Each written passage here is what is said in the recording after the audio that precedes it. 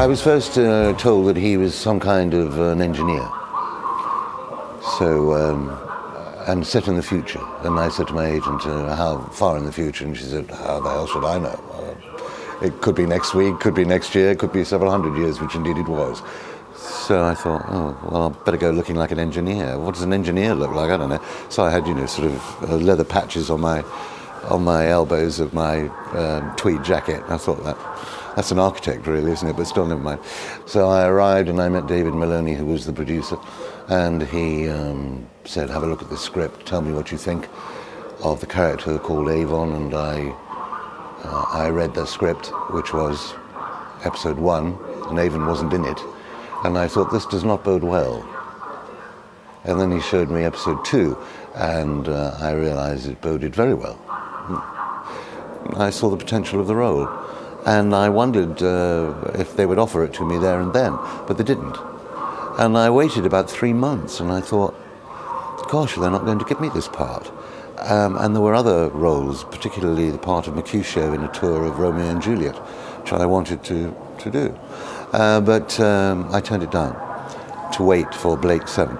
And then when I actually was given the role, I said to the producer, I said, obviously you'd seen lots of other people during the 3 months. And he said, oh no, you were always going to play Avon. I thought, I wish you'd told me 3 months ago.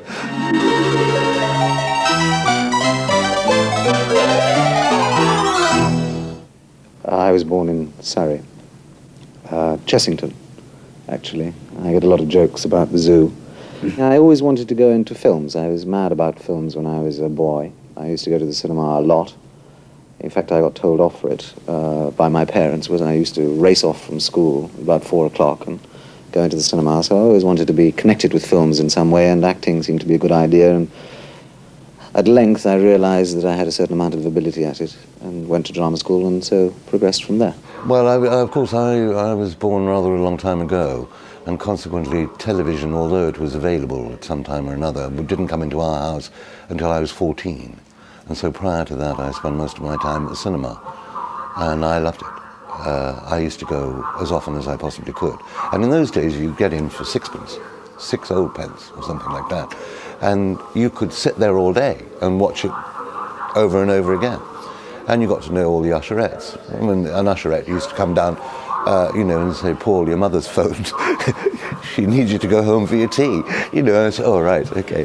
Because I was halfway through the second showing of Pirates of Monterey or Randolph Scott, in Coroner Creek or something like that. Mary Ridge, one of the directors, who did several episodes, she used to call me Blint, which was a combination of Burt and Clint, Burt Lancaster and Clint Eastwood, because she said that I reminded her of both of them, which was very nice.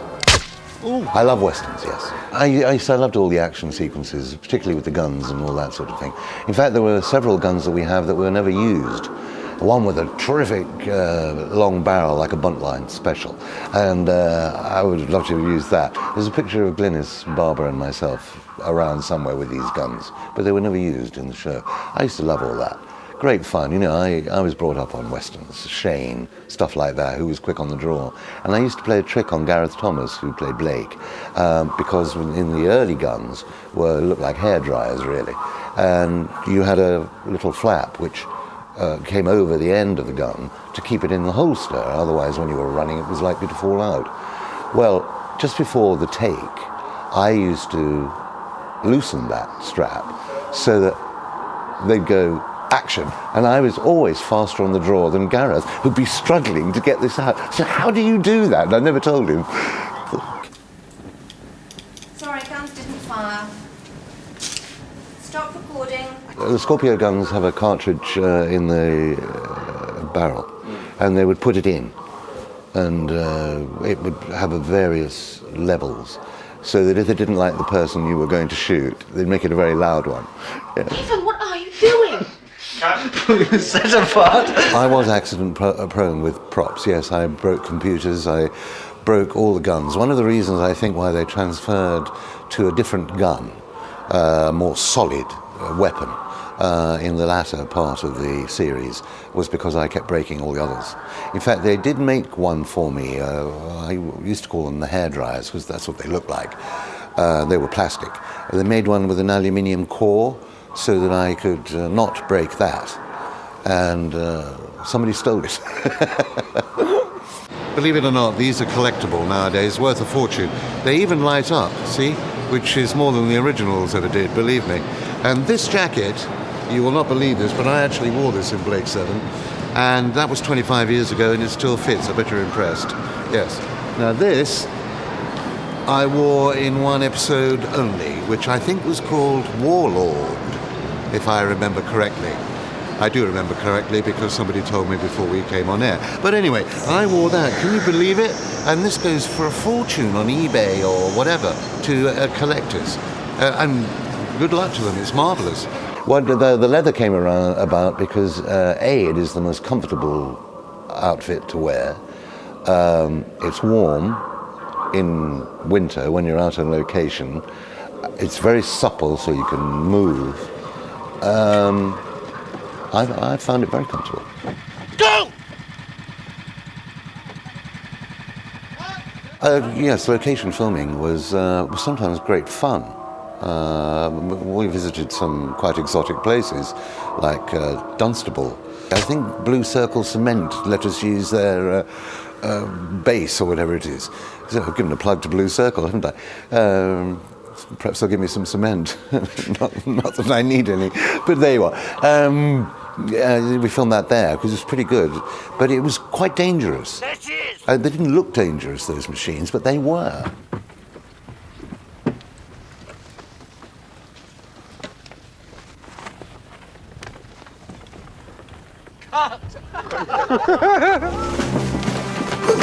Avon! And indeed I did. I did all my own stunts. I must have been out of my mind. I wouldn't do it now. I'll tell you, I mean, I won't jump off a chair if I don't have to. I'm crazy. And in fact, the director, who was a bit of a martinet, actually turned around to me at one point and said, I want you to do this. I want you to flip over, hit the two men, and whatever. And the stuntman said, that's very difficult to do. Very difficult. And the director said, can you do it or can't he? Well, now, the stunt arranger then was a personal friend of mine, just went, right, give me half an hour. So he took me aside, taught me how to do it. We went back and he made me do it 8 times.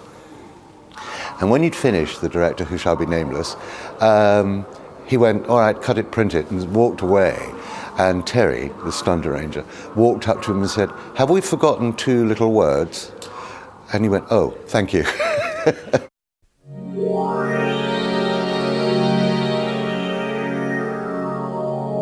Various things used to go wrong.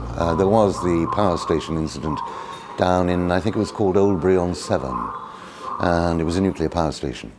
And actually, when we arrived, Michael and I, Michael Keating, who played Villa, we arrived one day. There was a very loud bang, and the guy who was taking us through the power station went pale and said, I hope that was your film crew and not us, because the whole of the southwest would have gone up. And actually, we had quite a few funny incidents there. But this particular incident was Via Lorimer was directing, and Via was, how shall I put it, slightly eccentric. But I had to run with the group behind me across the surface where the nuclear fuels were. Quite safe. But there was going to be an explosion there. And at a particular mark, that would happen. And I said to Via, what happens if it doesn't explode? He said, well, just keep running, he said, and I'll get the shot anyway and we'll go back and do it again. I ran past the spot where the explosion was supposed to take place. It didn't. And then it did, just as I was abreast of it. And I actually fall. You can actually see it. I fall. What you don't see is I get up in one movement and go, what the, you know, and use, I'm afraid, expletive deleted. And Via said, well, I'm just terribly sorry.